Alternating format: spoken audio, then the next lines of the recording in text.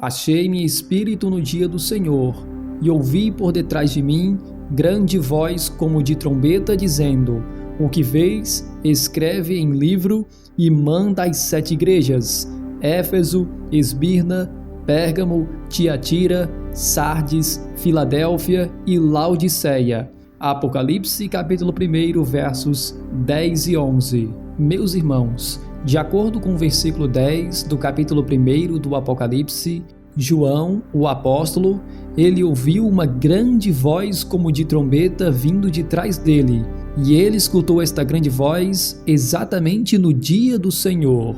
E aqui nós fazemos aquela perguntinha básica: mas qual é verdadeiramente o dia do Senhor? Será que Deus ele tem um dia que é santo dentro da Santa Escritura, um dia que precisa ser guardado, que precisa ser observado?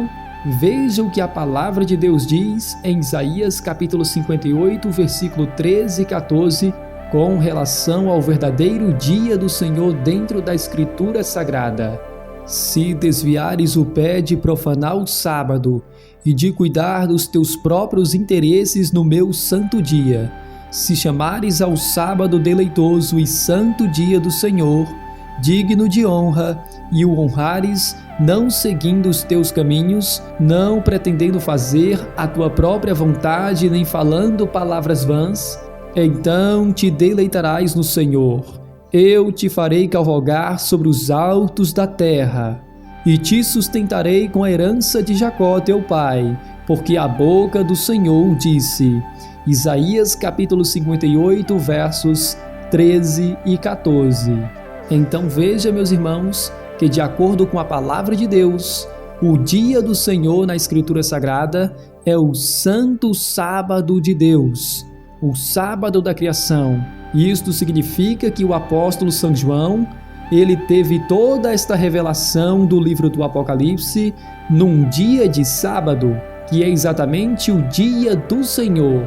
E para você que ainda não conhece, meu amado irmão, o sábado, ele é o 4º mandamento da lei de Deus. É um dia que precisa ser observado, guardado de acordo com Êxodo capítulo 20, versos 8 a 11, onde a palavra do Senhor nos diz: Lembra-te do dia de sábado para o santificar. 6 dias trabalharás e farás toda a tua obra, mas o 7º dia é o sábado do Senhor teu Deus. Não farás nenhum trabalho, nem tu, nem o teu filho, nem a tua filha, nem o teu servo, nem a tua serva, nem o teu animal, nem o forasteiro das tuas portas para dentro. Porque em 6 dias fez o Senhor os céus e a terra, o mar e tudo o que neles há, e ao 7º dia descansou. Por isso o Senhor abençoou o dia de sábado e o santificou. Êxodo capítulo 20, versos 8 a 11. Então veja, meus amados irmãos, que o sábado, ele é o 4º mandamento da lei de Deus. É um mandamento que precisa ser guardado, é um mandamento que precisa ser observado de acordo com a santa palavra de Deus. E foi exatamente no dia do Senhor, no santo sábado de Deus, que Jesus ele apareceu para João, revelando todas as verdades descritas no último livro da Bíblia, que é o livro do Apocalipse. E meu amado, se você é novo aqui no canal Revelaxion, por favor já se inscreva e ative o sininho das notificações, para que você não perda nenhum conteúdo novo que nós lançarmos aqui dentro do canal. De acordo com o versículo 11, João, ele recebeu uma ordem desta grande voz, para que ele escrevesse a mensagem da profecia em um livro e mandasse às 7 igrejas que se encontram na Ásia Menor, que eram exatamente as igrejas Éfeso, Esmirna, Pérgamo, Tiatira, Sardes, Filadélfia e Laodiceia. Então, aqui no versículo 11, nós já encontramos o primeiro grande ciclo de 7 do livro do Apocalipse, pois existem outros grandes ciclos de 7. Na verdade, existem 4 grandes ciclos de 7 dentro do livro do Apocalipse. O primeiro é as 7 igrejas, o segundo são os 7 selos, o terceiro é as 7 trombetas, e o 4º grande ciclo de 7 são as 7 taças da ira de Deus. O número 7 aqui está representando a plenitude. É um simbolismo mostrando que as mensagens que foram enviadas para as 7 igrejas, elas se estendem até o fim do tempo, até o tempo do fim. E os símbolos que são usados dentro das cartas de cada uma das igrejas, eles revelam o estado da igreja nos diversos períodos da história da humanidade. Portanto, meus irmãos, estas 7 igrejas, elas devem significar 3 coisas. Primeiro, elas são as igrejas locais da Ásia Menor. Segundo, elas representam diferentes períodos da Igreja do Senhor aqui nesta terra. E terceiro, elas deveriam também representar as 7 condições que a Igreja do Senhor ela deveria enfrentar durante estes 7 períodos da história da humanidade. Então, com estes 3 significados, meus irmãos, Deus ele mostrou a revelação para o apóstolo São João, para que ele relatasse esta visão para outros irmãos, a fim de que os filhos de Deus, tanto da sua época, quanto das épocas que ainda viria no futuro, tivesse a compreensão dos perigos do grande conflito que estavam diante de seus olhos. Deus ele nos deu esta mensagem do Apocalipse como um guia para cada um de nós, como um conforto para a Igreja de Deus, através destes 7 períodos da história da Igreja do Senhor. Aqui no versículo 12, a Bíblia diz que quando João ele olhou para trás para ver quem falava com ele, a Bíblia diz que ele viu 7 candeeiros de ouro. De acordo com o próprio capítulo 1, no versículo 20, estes 7 candeeiros de ouro representam as 7 igrejas. Veja o que se encontra em Apocalipse, capítulo 1, versículo 20. O finalzinho do versículo diz: e os 7 candeeiros são as 7 igrejas. Apocalipse, capítulo 1, versículo 20. Então, de acordo com a própria palavra de Deus, estes 7 candeeiros de ouro estão representando aqui as 7 igrejas: Éfeso, Esmirna, Pérgamo, Tiatira, Sardes, Filadélfia e Laodiceia. E meu irmão, se o conteúdo deste vídeo está abençoando a tua vida e a vida da tua família, então por favor, já deixa aquele joinha para fortalecer o canal Revelaxion e não se esqueça de compartilhar este vídeo com o máximo de pessoas que você puder, para que mais pessoas venham ser abençoadas com o poder da Palavra de Deus. Já que no versículo 13, meus irmãos, nós temos o cumprimento de uma grande promessa feita para os filhos de Deus, pois aqui nós temos um momento em que Jesus ele anda no meio dos candeeiros, e nós já sabemos que estes 7 candeeiros estão representando aqui as 7 igrejas, o povo de Deus, nos mostrando que Jesus ele está andando no meio do seu povo, cumprindo assim a profecia que se encontra em Levítico capítulo 26, o versículo 12, e Mateus capítulo de número 28, versículo 20, que diz: andarei entre vós e serei o vosso Deus e vós sereis o meu povo. Levítico capítulo 26, o versículo 12. E eis que estou convosco todos os dias, até a consumação do século. Mateus capítulo 28, verso 20. Então aqui nós lemos 2 passagens da Escritura Sagrada, onde Deus ele nos promete que ele estaria conosco até a consumação dos séculos. E esta promessa, ela se cumpre quando nós vemos aqui o versículo 13 de Apocalipse, capítulo 1, pois aqui nós encontramos o Filho do Homem andando no meio do seu povo, andando no meio da sua igreja. E como nós já sabemos que estas 7 igrejas, elas estão representando 7 períodos da Igreja de Deus aqui nesta terra, até o momento da volta de Jesus, então a profecia está nos mostrando claramente o cumprimento da promessa de Mateus, capítulo 28, versículo 20, dizendo que ele estaria conosco até a consumação dos séculos.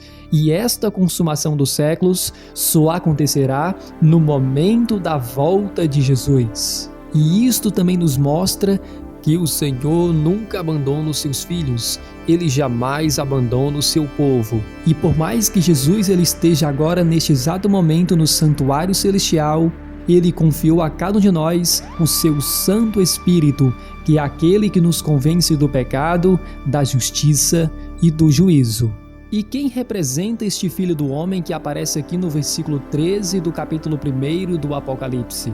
A palavra de Deus, meus irmãos, ela não deixa nenhuma dúvida. Esta expressão Filho do Homem, ela aparece mais de 80 vezes no Novo Testamento, se aplicando à pessoa de Jesus.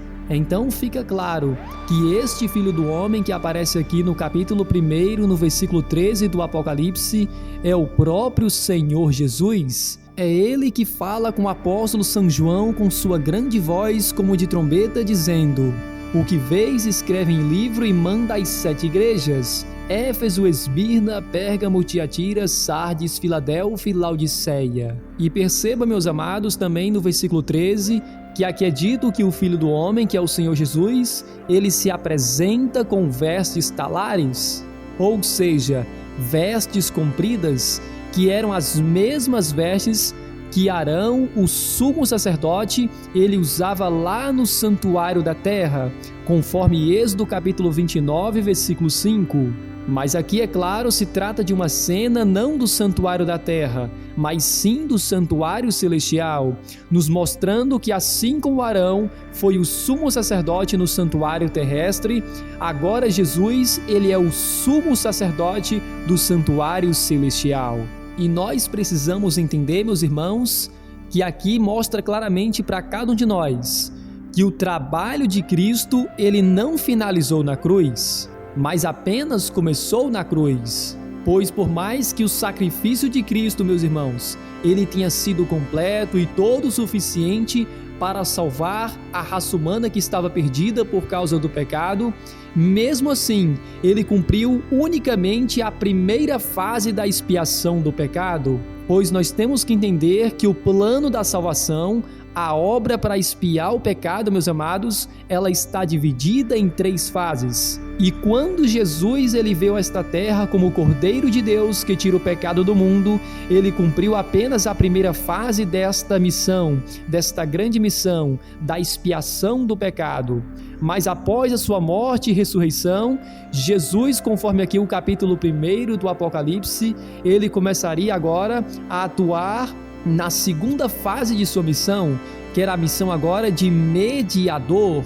E só quem poderia realizar esta função de mediação eram os sacerdotes, lá no santuário da terra, no Antigo Testamento. E é exatamente por isso, meus irmãos, que aqui no versículo 12 e 13 do capítulo 1 do Apocalipse, aparece aqui os 7 candeeiros de ouro, pois estes 7 candeeiros de ouros, eles não representam apenas as 7 igrejas, mas também eles representam o lugar santo do santuário celestial, sinalizando a segunda fase da missão de Cristo, que é agora o seu trabalho como nosso sacerdote no santuário dos céus.